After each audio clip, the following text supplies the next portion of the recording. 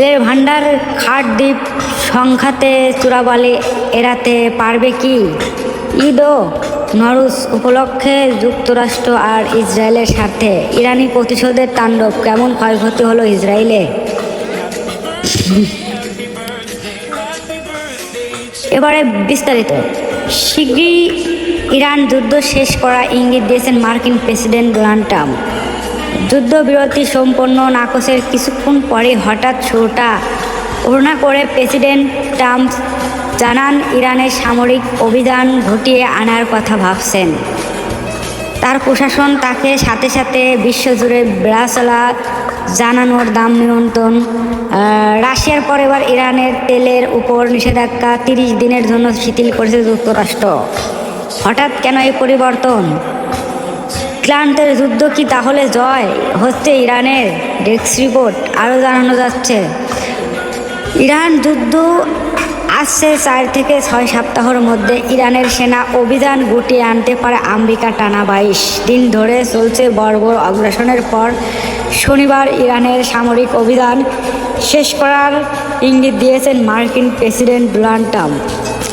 এই বলেন, ইরানের লক্ষ্য পূরণের খুব কাছাকাছি রয়েছে। আমেরিকা একই সাথে ইরানের তেল বিক্রির উপর নিষেধাজ্ঞা সামরিক সময়ের জন্য শিথিল করছে। প্রশ্ন আসে, হঠাৎ কেন ট্রাম্পের এই শুরুটা নরম করায় দফায় দফায় হামলা, মধ্যপ্রাচ্য জলস্রোতা থাকা জ্বালানি স্থাপনার হরমুজ প্রণালীর উপর করা নিয়ন্ত্রণ ইরানের হাতে থাকা কি বেকায়দায় পড়েছে আমেরিকা? যুদ্ধ কি তাহলে হেরে যাচ্ছে ট্রাম্প? কৌশলগত জয় হচ্ছে ইরানের? বিশেষজ্ঞ বলেছে, তেল ও গ্যাসের দাম বেড়ে যায়, উচ্চদের মুখ ফিরিয়ে নেওয়া হচ্ছে, যুদ্ধের একা হয়ে যাওয়া আর ঘরের বাইরে ব্যাপক চাপের মুখে সুর নরম করতে বাধ্য হয়েছেন মার্কিন প্রেসিডেন্ট ডোনাল্ড ট্রাম্প।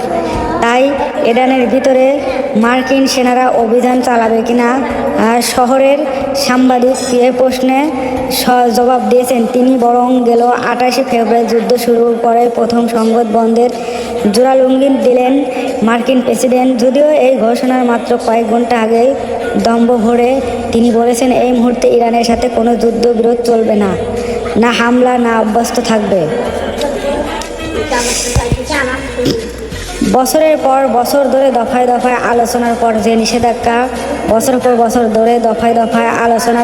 নিষেধাজ্ঞা ইরানের উপর শিথিল হয়নি, এই যুদ্ধ করে দেখিয়েছে। রাশিয়ার পর এবার ইরানের তেলের উপর নিষিদ্ধ গাছ শিথিল করেছে আমেরিকা। যুদ্ধের কারণে হু হু করে বেড়ে চলেছে তেলের দাম ও গ্যাসের দাম কমাতে ইরানের সমুদ্রপথে তেল বেচার উপর নিষিদ্ধ গাছ 30 দিনের জন্য শিথিল করেছে ট্রাম্প প্রশাসন। শুক্রবার মার্কিন ট্রেজারি একসাথে লাইসেন্স অর্ডার জারি করে, যাতে শুক্রবার পর্যন্ত জাহাজে লোড করা ইরানের অপরিশোধিত তেল ও গ্যাসের পেট্রোল